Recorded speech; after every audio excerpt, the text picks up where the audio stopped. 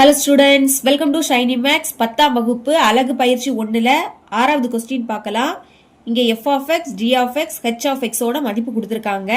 எனில் f dot g dot h is equal to f dot g dot h என நிறுவுக.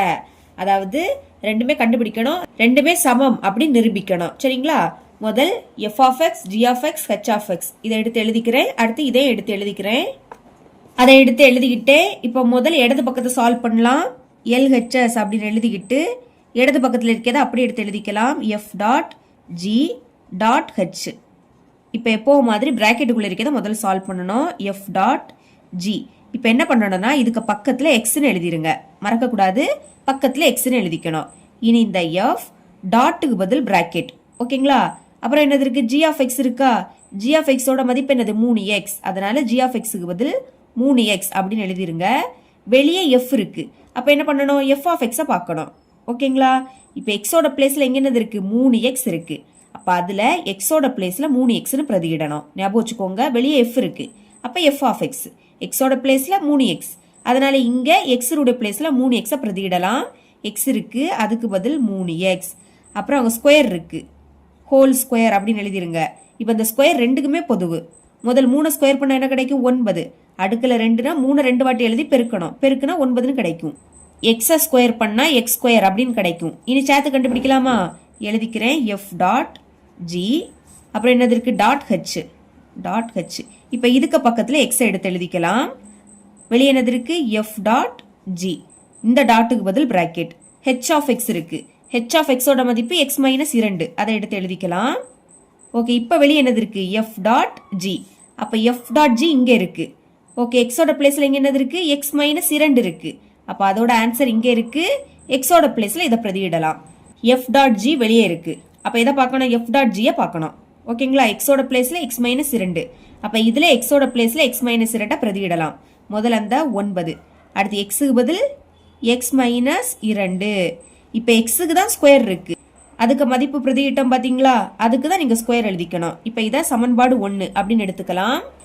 இனி வலது பக்கத்தை சால்வ் பண்ணலாம். ஆர்ஹெச்எஸ் அப்படி எழுதிக்கிட்டு வலது பக்கத்தில் இருக்கிறத அப்படியே எடுத்து எழுதிக்கோங்க. F dot G dot H. பிராக்கெட்டுக்குள்ளே இருக்கிறத முதல்ல சால்வ் பண்ண போகிறேன். G dot H. பக்கத்தில் என்ன எழுதிக்கணும்? எக்ஸ்ன்னு எழுதிக்கணும். ஓகே, முதல்ல இந்த ஜி டாட்டுக்கு பதில் பிராக்கெட். அடுத்த ஹெச் ஆஃப் எக்ஸ் இருக்கு, அதோட மதிப்பு எக்ஸ் மைனஸ் 2 எழுதிருங்க. இப்போ வெளியே என்னது இருக்கு? ஜி இருக்கா? அப்போ ஜி ஆஃப் எக்ஸை பார்க்கணும். எக்ஸோட பிளேஸில் எக்ஸ் மைனஸ் 2. அப்போ இங்கே எக்ஸோட பிளேஸில் இதை பிரதியிடலாமா? முதல்ல அங்கே 3 இருக்கு, எழுதிருங்க. 3 இன்டூ அடுத்து எக்ஸ். எக்ஸுக்கு பதில் எக்ஸ் மைனஸ் 2. இனி சேர்த்து கண்டுபிடிக்கலாம். F dot G dot H. Okay, F இருக்கா? எழுதிருங்க. இதுக்கு பக்கத்தில் எக்ஸ் வரும். எழுதாட்டாலும் பிரச்சனை இல்லை, நீங்கள் ஞாபகம் வச்சுக்கோங்க. இனி இந்த டாட்டுக்கு பதில் பிராக்கெட். ஜி டாட் ஹெச் இதோட மதிப்பு இங்கே இருக்கு. இது அப்படியே எடுத்து எழுதிருங்க. 3 இன்டூ எக்ஸ் மைனஸ் 2. இப்போ வெளியே என்னது இருக்கு? எஃப் இருக்கா? அப்போ எதை பார்க்கணும்? எஃப் ஆஃப் எக்ஸை பார்க்கணும். எக்ஸுடைய பிளேஸில் இப்போ என்னது இருக்கு? 3 இன்டூ எக்ஸ் மைனஸ் 2 இருக்கு. அப்போ இதில் பிரதியிடலாமா? எக்ஸ் இருக்கு, அதுக்கு பதில் இதை எடுத்து எழுதிருங்க.